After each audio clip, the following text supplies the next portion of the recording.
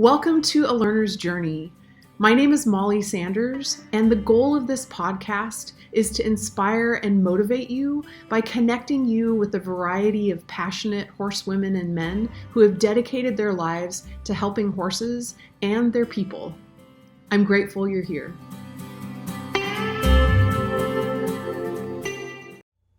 Welcome to part 2 of my interview with Warwick.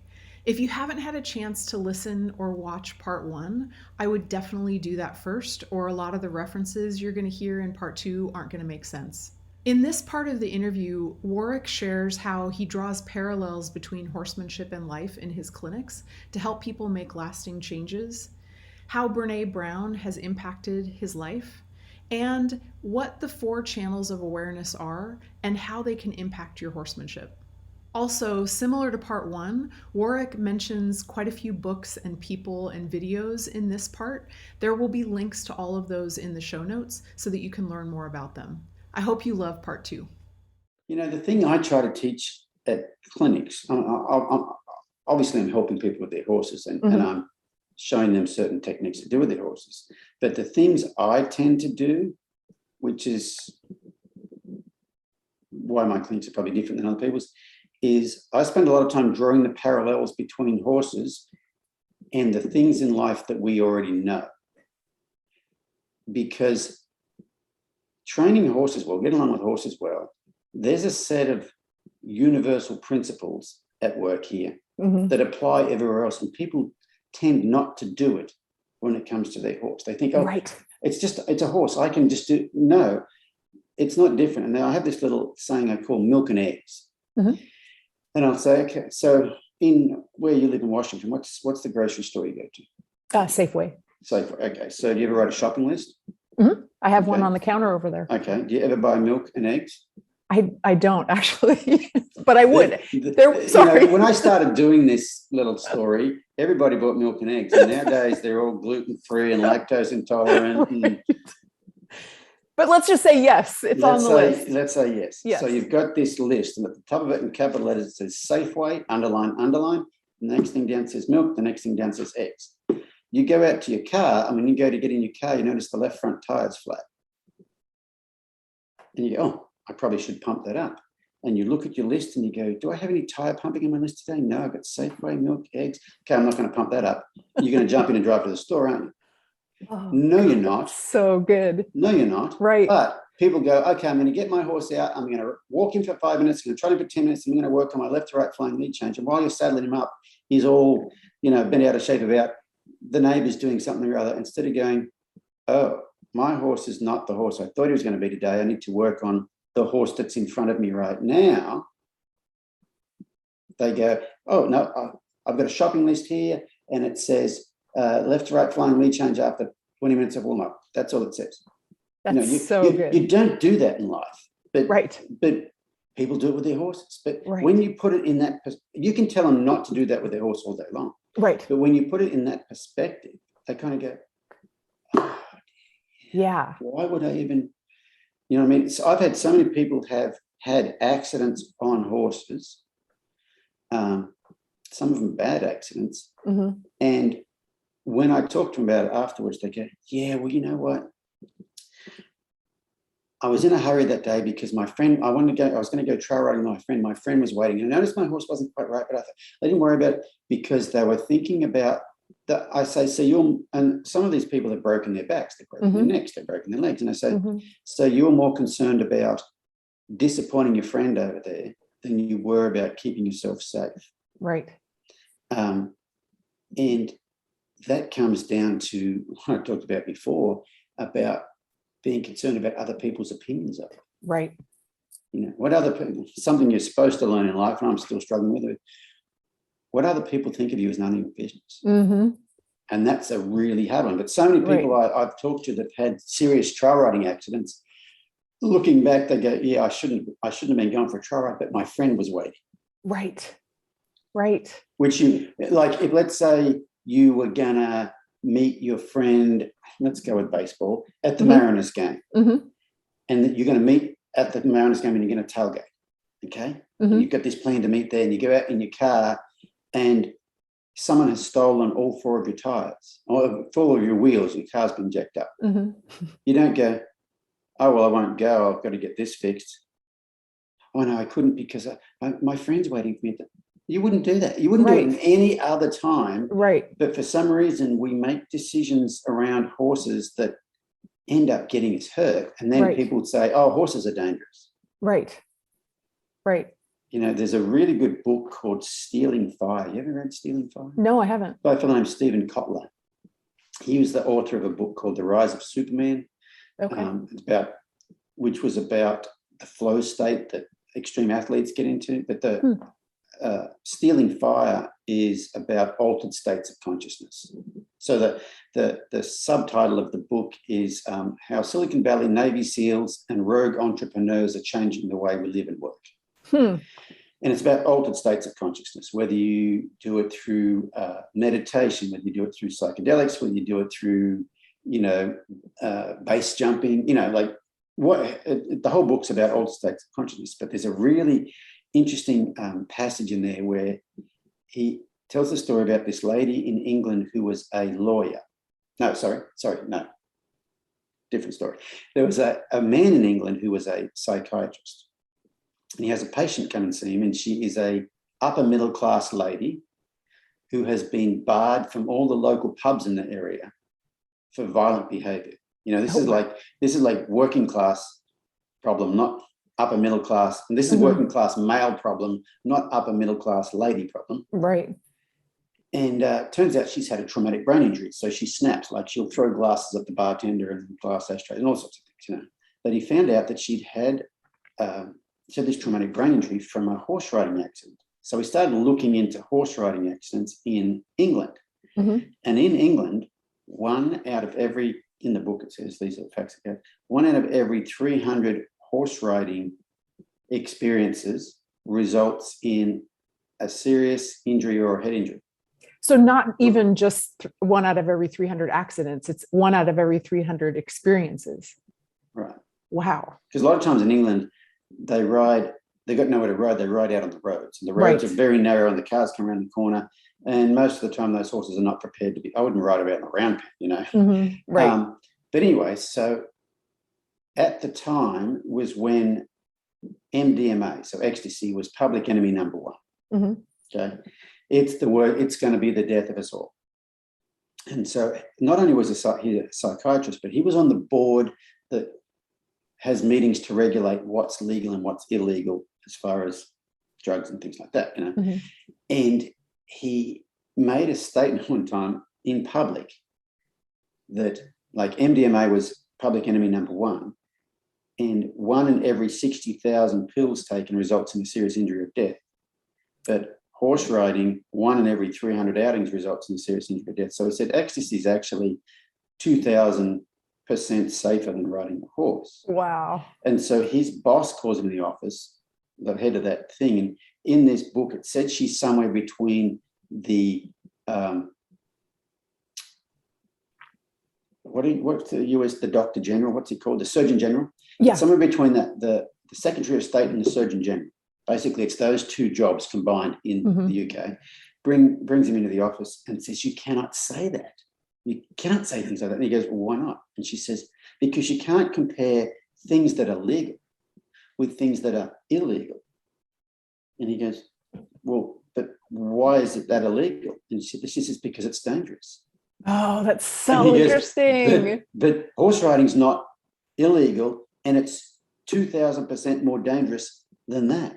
Right. Anyway, he ended up getting fired from the whole thing, but it was a really interesting, it's just like the whole, the milk and eggs thing. It's like these people that, they end up saying, oh, horses are dangerous, horses are this, horses are that. But people tend to do things with horses that they wouldn't cut corners in any other part of their life like that. Right. They wouldn't drive their car down the freeway at 85 miles an hour with a flat tire. Right. They go, I've got a flat tire. They wouldn't ignore that.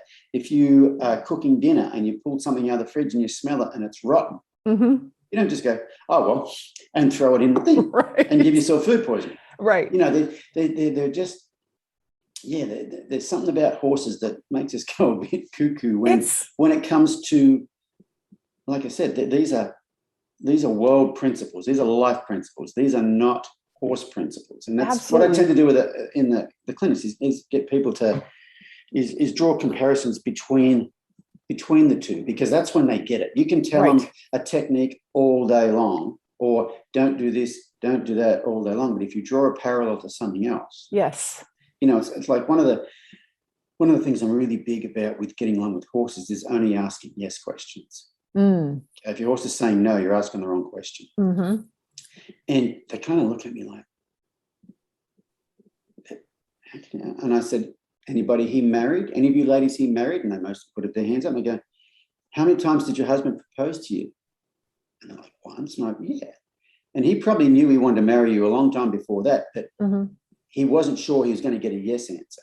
By the time a man buys a ring and gets down on one knee, he's pretty sure he's going to get a yes answer. He's asked family members. Yes. He's done his homework. Right. Yeah. You don't ask that question unless you know you're going to get a yes. And then they kind of like, oh, it's not that you can't ask that question. Right. You can't ask the question yet. Right. I was just going to say, it's when you ask the question. That is really good. When they're ready for that. And it's just, it's just things like that. And I read a lot of, I'm doing a bit of a, journey into my own inner work, and I read a lot of different stuff. I don't read horse books. And it's not that I don't need to know more about horses and I don't need to know more techniques or whatever, but in the teaching space, the biggest thing I see people lacking from is a full understanding of the whys behind what they're doing, not the technique of what they're doing, the whys behind what they're doing, which means they don't apply things well because they don't understand the why behind it. Right. Or you tell them don't do something and they think, oh, that's just your opinion. But if I can relate it to everything else in life, they're kind of like, oh, yeah, that makes sense. That's right. That's why that's like that. Yeah. So I have one more question for you, and then we'll wrap it up because I know you have other things to do. But I really, this is so fascinating to me, and I think people are going to dig it. So Brené Brown is one of my personal heroes. I've been reading everything she puts out and listening to her podcast her podcast's only been out a year, but I've been reading her stuff for a couple of years now. And, it changed me and it changed my horsemanship. And then I heard through someone else, they saw you at a horse expo in Washington a few years back. And she came back and she was like, oh, you got to check this guy out. He mentions Brene Brown too, just like you do. And so I thought that was really cool. And so I'm curious, how has she influenced you? Oh my goodness, so much. So, you said earlier on about 6 years ago, I was talking about things that I don't know, people don't normally talk about or whatever, but about 7 years ago now, my wife bought a reining horse. It was a very high level reining horse, but we bought him cheap because he didn't show very well. So what he could do and how it came across in the competition were not the same. And he used to spook at things and things like that. And at the time, this comes back to that Lionel Richie thing. At the time, I was doing clinics all around the world. My YouTube channel had 15 million views or something. And basically, what I was doing was right because it was working. Right. People bring horses to clinics and they leave better, and horses come in for training and leave better. Anyway, this horse, when I changed some things about him, like the spook and things, I helped him with that, that's fine. But there was a level of underlying tension that he held that is what prevented him from scoring big when you competed, because he just, what I realized now was he was shut down. And so he kind of got me looking outside the space that I've been looking at things. And that's kind of really what got me on the path I'm on now. But I was at a horse expo in Madison, Wisconsin in 2017. And I met Barbara Schulte. Do you know who Barbara Schulte is? The name is familiar, but Barbara No. Schulte's won the cutting for charity. She's in the Cowgirl Hall of Fame, but she's a big time mental coach. Okay. And I had heard of it for years and years and years, but I met her there, and her booth was not very far from ours. Anyway, most of the time at those horse expos, you have to go and work with a horse in front of a crowd, but sometimes you just do a stand-up talk in a lecture hall. And I have this one that I do when I have to do that, and I call it Everything I Learned in Life I Learned from Horses. And it's basically like life, kind of the stuff we're talking about here, life principles in relation to horses. But since I'd done it the last time, some things had kind of changed. You know, I'd been looking into different things that I hadn't been looking into before. And so I went and did this thing. There's a couple of hundred people in the room, and I spat out some stuff in front of them that I probably haven't spat out to many people before, maybe even to myself. It was just one of those moments. Anyway, I was walking back to the booth, and I was walking past Barbara, and she said, "How'd the talk go?" And I said, "Barb, I feel like I'm exhausted. I feel like I've been run over by a truck." And she said, "Why is that?" And I said, I don't know. I kind of spat out some stuff that I maybe not have told anybody before, and just told a room of 200 strangers. And she said, "Well, Brené Brown says that vulnerability is the ultimate badass," or whatever. And I'm like, "Who?" So I hear about this Brené Brown at this thing. So I come home and get some of the books. And so I'm out on the tractor, moving manure, whatever, got my noise cancelling headphones on. And I'm like, wow, this lady's been inside my head. Yes. And then 5 minutes later, whoa, this lady's been inside my wife's head. And it's a completely different head than my head, you know. But then she says, and this was after I'd figured out that the horse that we bought was shut down. But then she says, you cannot selectively suppress emotions. If you suppress the lower ones, you automatically suppress the higher ones. And I'm like, well, growing up in my generation, boys don't cry, it's not supposed to show fear. In my family, we don't show grief. I remember going to funerals with mum and dad and like, oh, well, he's dead, Wow. And I thought, well, I know the lower ones are suppressed, but I've never thought about the higher ones. Could I experience more joy, more happiness, whatever? And so that led me to a year of therapy.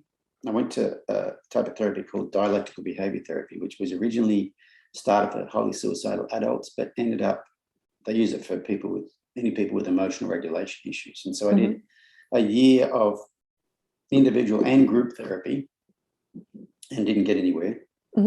Because apparently you actually have to have some emotions for that particular modality to work. But yeah, so she was the start of that. And then I did EMDR and other things. And then I, went down the psychedelic route. I went to Florida and did a 3-day ayahuasca ceremony, which was amazing. I've done some energy healing with Native American shamans and a lot of stuff. But Brené Brown was the start, and I listened to every one of her books. And my wife went to her Dare to Lead thing. Oh, she did? In Austin. Oh, that Brené led? Brené led it, yeah. Oh, that's so cool. Yeah. She's, on a similar level to the respect I have for what you're doing. I have the same for her. Like, I'm so grateful that she's as vulnerable as she is. I mean, she shares so much stuff. From a place of strength and humility and humor.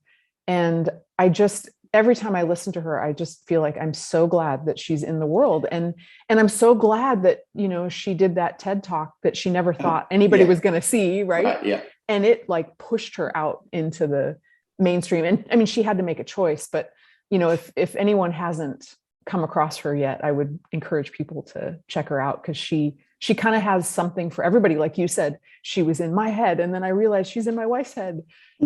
She's just studied people. She understands the human condition. Yeah. So if you haven't heard of her, go to YouTube and look up a TED Talk called The Power of Vulnerability. Yes. You can thank us later. Yeah, right. Exactly. Because you cannot watch, unless you're some sort of a sociopath, you cannot watch that and not look at the world slightly differently. Yeah. And there's something she says in one of her books where she talks about how she used to only help girls and women. Yes. And then she had a bit of a chance meeting with a guy at a book signing or something or other, and all of a sudden she realized, if we're doing nothing for men and boys, we're doing nothing for girls and women because, Yes. you know, if men and boys are messed up, that projects onto every female that they come in contact with. And I kind of have the same, I've stolen Brené's saying and turned it around a bit, which is why I'm really big on, like at clinics and stuff, having people think about their stuff, because the saying I've turned it into, if we're doing nothing for the human's mental health, we're doing nothing for the horse's mental health. Oh, that's so great. That's so great. It all comes down to the horse's mental health. I mean, every problem people have with horses is from some sort of anxiety. And if you can get those horses to be, you know, get their nervous systems regulated to where they work like they're supposed to, horses are easy. Yeah. Yeah. When you get that. But most people are working with a horse that has some sort of a dysregulated nervous system, and they want to fix the symptom of the dysregulated nervous system rather than, you know, spend the time to fix the dysregulated nervous system. And here's the full circle thing is, in order to help a horse with a dysregulated nervous system, first yours has to be regulated. Yeah. And it's kind of like, you know, you see the meme floating around Facebook, it's not excited. The word is not excited. The word is emotional. It's emotionally charged, but it's not those two words. It's one word. But an emotionally charged adult cannot help an emotionally charged child. Yes. And it's kind of the same thing. An emotionally charged human cannot help an emotionally charged horse. So you've got to get to where you are. You know, something I've been doing at clinics for a while that works really, really well. If there is someone who, you know, on the ground with their horse, they cannot be in their own body around their horse. They're in defense mode, and the horse is not such a horse that you could get that sorted with the horse right there. Right. They're not going to fill in. Yeah, they're not going to fill in. I will bring in 4 12-foot panels. I make a 12-foot pan in the middle of the arena, put the horse inside it, and thread the lead rope out through the fence. And their job is to just stand there and hold the lead rope and do not let anything the horse does influence you. If it digs a hole in the ground, don't be happy, don't be sad, don't tell him to stop. And it's profound the change that happens in people. Yeah. When they get to stand there for 2 hours with their horse and not, because initially they will have, you know, the horse will be doing something and they'll want to come over and play with his nose through the fence. Like, no, don't touch it. Right. You've got to get to where, before you're allowed to do something, you've got to get to where you're doing nothing. Oh my gosh. Not and just physically, but mentally. Like, you know, a horse will be poor on the ground and I'll see the person kind of looking at their foot and I say, what are you thinking? They go, nothing. I said, are you thinking, I wish he wasn't doing that? Like, oh yeah, I was. Well, that's an energy. Right. You cannot have that energy. You've got to get your energy to where it's zero. You are in your own body. We have a good friend of ours who lives not far from here, who's an equine assistant therapist. And she has these things called the 4 awareness channels. When you're having any interaction with another sentient being, the 4 awareness channels are, number 1, what's going on with me? Number 2, what's going on with you? Number 3 is what's going on in this energetic exchange between the two of us. And then number 4, what's going on in the environment. And most people that are having trouble with their horses are very aware of number 2 and number 4. Yes. What my bloody horse is doing and what in the environment's causing it to happen. Right. And they're not aware at all of number 1, what's going on with me, and number 3, what's going on between the two of us, because we don't know what's going on between the two of us, because I don't even know what's going on with me. Right. And so the first step is getting them to where they're in their own body. Oh, that's so good. Because horses read that stuff so much. And I had a horse at a clinic in Kanab, Utah, here a little while ago, and this horse was just trying to chomp this lady to death, and she just couldn't be any sort of relaxed around him. So I put him in the pen and had her hold the lead rope, and what I do a lot when horses want to nip and bite is I actually engage with their mouth. You know, I let them put their mouth here and they can do this, and you just basically got to keep your hand between you and them, then you can't get bit. And what I've been doing it with a lot of horses for a long time, and that eventually goes away. But what you've got to, and I used to think they wanted to engage with us. That's why they were doing it. Okay. Because after a while they stop. But then they do it again. And like every time you're around them, you have to be very, very present to that. It's like someone throwing you a ball at any time. You've got to be prepared to catch that ball.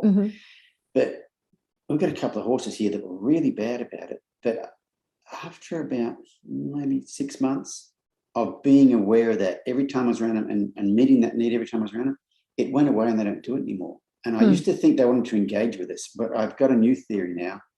I think they're testing to see if we're present. And if they can test you enough times for long enough, and every time you meet them and you're present, they stop asking the question. Like, okay, you're on the present list. I don't need to test you anymore. Right. And I'm not sure if they know we're present or they've taught us to remain present and they're aware of that. I'm not sure which one it is. But anyway, so this, so I took the lady into I put the horse in the thing and had her stand there. And I said, you're going to have some thoughts about, I paid all this money to come all this way to do this thing and he's just going to make me stand here. That's perfectly fine by me. And so after probably an hour or so, that horse really started to settle down and she looked a lot more relaxed around the horse. And I said, so what I want you to do now is step closer to the fence and he's going to want to engage with you through the fence. And so now I want you to engage with him like you were trying to do out there. But before, when she was engaging with him, he was her body was kind of shrinking backwards and inviting him forward. So we got that bit sorted to where she could engage with him and not feel the need to shrink back when he was going with his lips and his teeth. That was the end of that session. Brought him in the next day, did half an hour of that, did a little bit of that with the teeth, brought him out, and he's standing there, she's standing there. He's not trying to bite her. And the day before, he was like an alligator. And there was zero correction made to the horse. Like he's the sort of horse that a lot of people would slap around. Like, this horse is trying to bite me. Absolutely. He's being an asshole. You know what I mean? Yeah. This horse is being bad. There was zero correction made to the horse, but the picture between the two of them was completely different. And I just got an email from the other day and she said there's only been one day since where he was nippy. And that was 2 months ago. That's so interesting. And so once you really start to understand how much of their behavior is caused by our behavior, then that's my big focus these days, especially on the ground, is making sure people are aware of, number one, what's going on with me. You know, make sure you're not telling yourself stories about the horse or yourself. Right. You know, a lot of people have, I'm not good enough, I can't do this, you know, and that's that, you know, you talk about Brene Brown and vulnerability stuff. I went to a men's emotional resilience retreat here a couple of years ago.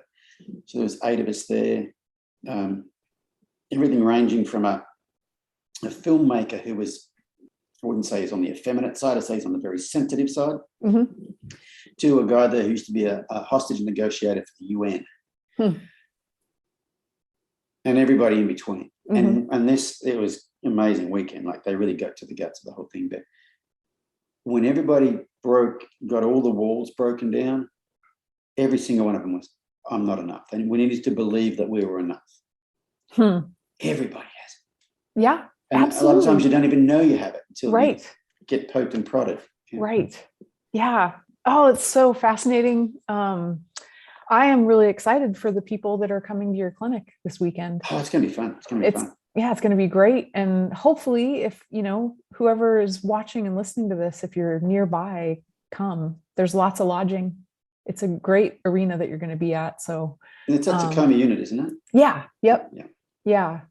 Well, I am so grateful. This has been a ton of fun, and I'm grateful for you, and I'm really glad that you're doing what you're doing. I think you're bringing a way of looking at horsemanship that is not necessarily in the mainstream right now, and I think it's a really important thing for people to be considering. So, you know what? The funny thing is it's not mainstream, but more people are open to it. And it's what I get a lot of is, I've been looking for this. So it's not that it's not mainstream in people's minds. It's not like it's because most people have horses. They want to have a relationship with their horse. Yeah. And most times, you know, they get help from trainers, and trainers are telling them how to make this damn horse behave, sort of a thing. And, you know, I think most people are looking for a bit more of this for their horse. But the thing about this is, if you're, you know, when you're going down this path, is it all starts in here. You have to make some changes about yourself in order to get the stuff to work. And I think that's the cool part. It is. It's a really cool part, but it's also not the easy path. And I think, there's lots of people that are like, I'd really rather have it be about my horse. Can we just stick on that? And there's places for everybody, yes. like as far as there's plenty of people out there can help you with your horse. And for a long time, I helped people with their horses. Yeah. But like I said, there was a certain part of the population I couldn't help. Now I realize why I couldn't help them, because it wasn't what they were doing was the problem. It was all the internal stuff. Right. Yeah. But it wasn't just them, because everybody else, including me, does all that stuff. Oh, the thing is just so much different. Yeah. Doing horse expos, people have a horse and it's run around on the lead rope, and I say, hand it here. And I used to take a hold of that horse and do something with the horse to get them better.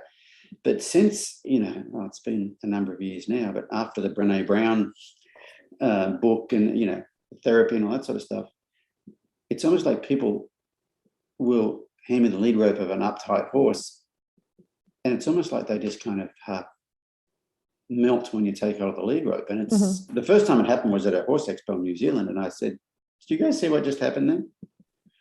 I want to talk about what just happened. I didn't just do something. I didn't like, oh, I've got this Zen mental thing and I projected this. You didn't see me do anything physically, but I didn't do anything mentally, as in it wasn't like I've got this Zen mind trick where I do something. I said, I don't know what happened then, but I can tell you what I think has changed, because that didn't used to happen. And what's changed is now I'm less judgmental. Now I meditate. Now and I said, I think that changes your energy, but that's not, when I got hold of that lead rope, I didn't have this, Buddhist monk, Shaolin warrior mental, I've seen a video of a Shaolin monk go in with a buffalo and him to lay down with some sort of projecting I wasn't projecting anything that I wasn't projecting before I took a hold of the horse. It wasn't like I was, whoa, you know what I mean? It wasn't Crocodile Dundee, laying the thing down. And I said it didn't used to happen. And so, and then I talk about, the different things I've been doing that I didn't do them so that would happen. It was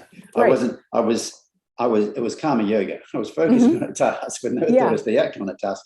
I didn't even know that was going to be the outcome of the task, really. But yeah, it's made a huge difference. Yeah, that's so cool.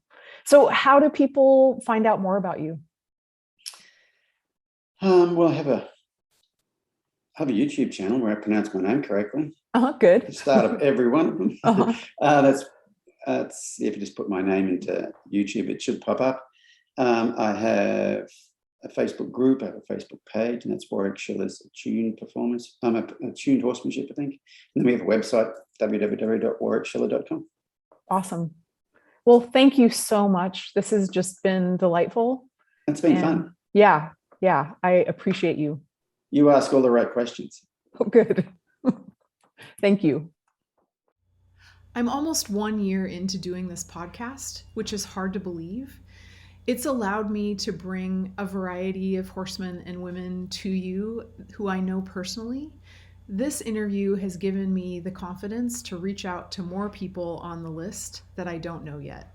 I came across this quote the other day that sums up how I feel about reaching out to do this interview with Warwick. In the end, we only regret the chances we didn't take. Thank you for being a part of this. If you aren't already a part of A Learner's Journey Facebook group, we would love to have you join us. And make sure to follow or subscribe to this podcast so you hear about future episodes. Have a wonderful rest of your day.